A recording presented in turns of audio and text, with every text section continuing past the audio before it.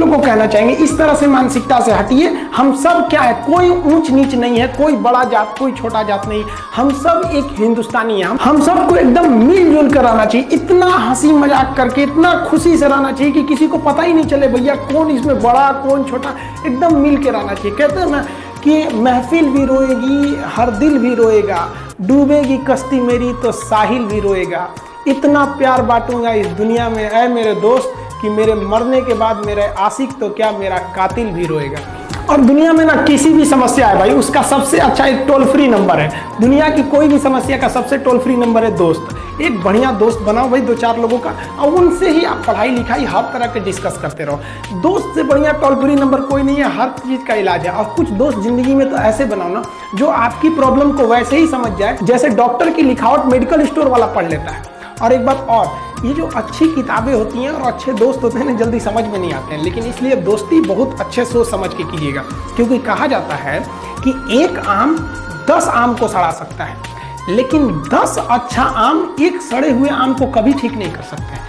इसलिए अगर आपको कोई आपके सर्किल में, कोई आपके करियर में कोई बाधा आता है तो तुरंत बाहर कीजिए, उनसे कोई इग्नोर मत कीजिए। जिंदगी जो है ना वो एक एग्जाम की तरह है, और इस एग्जाम में ना ज़्यादातर लोग फेल हो जा रहे हैं। क्यों फेल हो रहे हैं? क्योंकि वो एक दूसरे का नकल कर रहे हैं और उनको पता ही नहीं है कि सबका क्वेश्चन पेपर अलग है, इसीलिए फेल हो रहे हैं। तो जिंदगी में सबकी समस्याएं अलग होती हैं। आप दूसरे की समस्या से केवल साहस ले सकते हैं, उसका तरीका नहीं अपना सकते। हिम्मत बनाए रखिए कि नहीं, हमें भी इस सफलता को पाना है। और ये जिंदगी जो है ना एक अजीब सी रेस है यार, समझ में नहीं आता है। अगर तेज भागिएगा तो आपके अपने पीछे छूट जाएंगे, और धीमे दौड़िएगा तो आपके अपने ही आपको पीछे छोड़ के चले जाएंगे। इसलिए ज़िंदगी की रफ्तार इतनी बनाए रखो यार कि भले दुश्मन आगे निकल जाए लेकिन एक दोस्त पीछे नहीं छूटना चाहिए।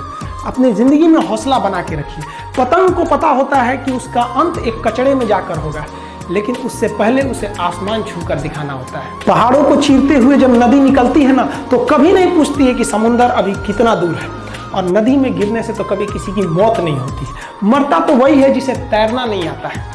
तो हम सब परिस्थितियों के आगे हार जाते हैं, हम हार जाते हैं। परिस्थितियां सबके सामने होती है, जो डट के रहा उसे मंजिल मिली, और जो नहीं डटा वो हार के चला गया। जब हमारे पास परिस्थितियां आती हैं, हम घिर जाते हैं चारों ओर से, तो हम परिस्थितियों को दोष देने लगते हैं, न कि उस परिस्थितियों से निकलते हैं। कोई मस्जिद जाता है, कोई मंदिर जाता है, कभी सोचा है भगवान को कितना बुरा लगता होगा? सोचते होंगे कि बंदा केवल हमसे मांगने ही आता है, यार कभी मिलने भी आया करो। हमको तो लगता है किसी दिन भगवान निकल के बोलेंगे कि यार केवल तुम लोग हमसे मांगने ही आते हो, कभी मिलने भी आया करो। तो भगवान से या अल्लाह से सबसे एक दुआ मांगिए कि आप हमको मुसीबत देना है आप दीजिए।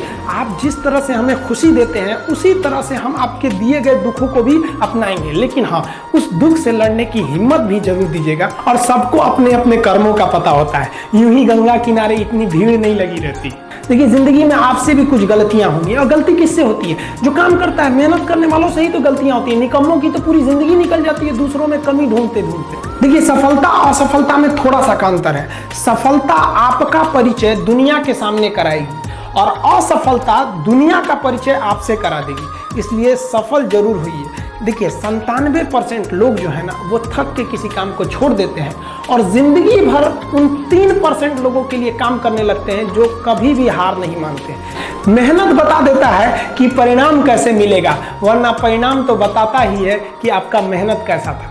कुछ लोगों को लगता है कि उनके पिताजी बहुत पहुंच वाले हैं, दादाजी बहुत पहुंच वाले हैं, तो उनकी बदौलत हमें कोई काम मिल जाएगा, कोई जॉब मिल जाएगा। तो कोई ये बहुत बड़ी बात नहीं है। पहचान से मिला काम बहुत देर तक नहीं रहती है, लेकिन काम से मिलने वाली पहचान आजीवन रहती है। हम स्टूडेंट